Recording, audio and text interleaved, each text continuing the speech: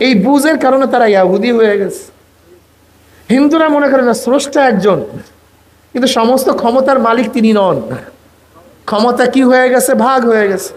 সূর্যের ক্ষমতা একজনের কাছে, চন্দ্রের ক্ষমতা একজনের কাছে, পানির ক্ষমতা আর একজনের কাছে, বাতাসের ক্ষমতা আর একজনের কাছে, ভালো মন্দের ক্ষমতা আর একজনের কাছে, বিদ্যা বুদ্ধির ক্ষমতা আর একজনের কাছে, ধনী বানাবার ক্ষমতা গণেশের কাছে, বিদ্যা বুদ্ধি দেওয়ার ক্ষমতা সরস্বতীর কাছে, জোলা কলেরা বসন্ত থেকে বাঁচাবার ক্ষমতা কালীর কাছে। কথাটা বুঝাতে পারিনি। হিন্দুরা এত পূজা করে কেন, এত দেবদেবী কেন জানেন? হ্যাঁ না রে ভাই, হিন্দুদের এত দেব দেবীর কারণ হলো ক্ষমতা বিকেন্দ্রীকরণ হওয়ার কারণে। আমি যদি সরস্বতীকে পূজা করতে পারি, আরাধনা করে সন্তুষ্ট করতে পারি, তাহলে আমি বিদ্বান হয়ে যাব। যেহেতু ধনী বানাবার গরিব বানাবার ক্ষমতা গণেশের কাছে, আমি যদি গণেশকে পূজা করে আশ্রা করে তাকে তপস্যা করে সন্তুষ্ট অর্জন করতে পারি, তাহলে আমি কি হয়ে যাব? ধনী হয়ে যাব। এই বিশ্বাসের কারণেই কিন্তু তারা কি করে? এই মূর্তির কাছে মাথা নত করে। ঠিক এই বিশ্বাস থেকে আমাদের মধ্যে একদল মানুষের বিশ্বাস চলে আসছে যে অমুকের কাছে গেলে আমি বাচ্চা পাবো, অনিকের কাছে গেলে আমি চাকরির পদোন্নতি পাবো, অমুকের কাছে গেলে আমি ভালো হয়ে যাব, কবরের কাছে গেলে আমি সব কিছু বাস পেয়ে যাব। এবং তারা কি মনে করে যে জান্নাতে দেওয়ার মালিক পীর, ওই ব্যক্তি। যদি আমি আমার বাবাকে সন্তুষ্ট করতে পারি তাহলে আমি জান্নাতে চলে যাব, আর তাকে অসন্তুষ্ট করলে জাহান্নামে চলে যাব।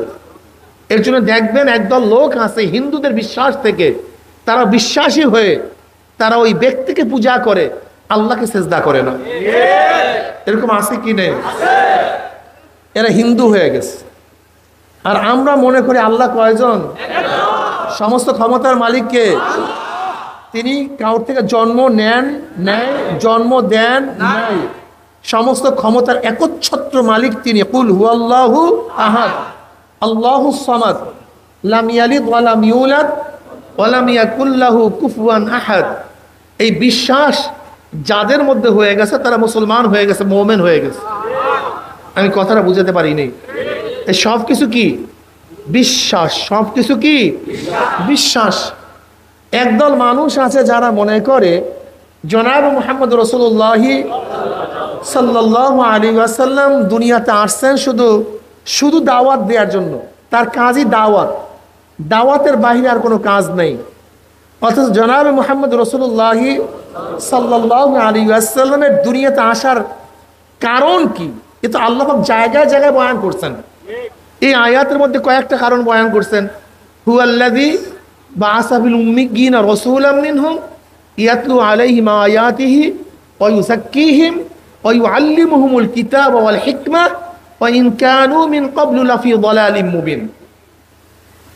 ওই সত্তা যিনি প্রেরণ করছেন উম্মীদের মধ্য থেকে একজন উম্মি রাসূল, উম্মীদের মধ্য থেকে, উম্মীদের মধ্যে একজন উম্মি রাসূল প্রেরণ করছেন। উম্মি মানে কি?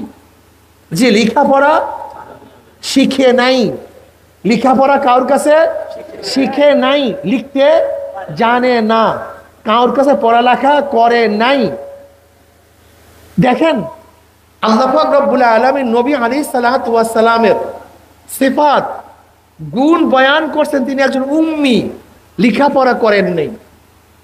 তার গুণ কি? তিনি উম্মি, লেখাপড়া করেন নাই, লেখাপড়া শিখেন নাই। কিন্তু তার কাজ বয়ান করছে কি? উল্টা। ইয়াতলু আলাইহিম আয়াতিহি, তিনি কোরআন তেলাওয়াত করিয়া শুনাইবে।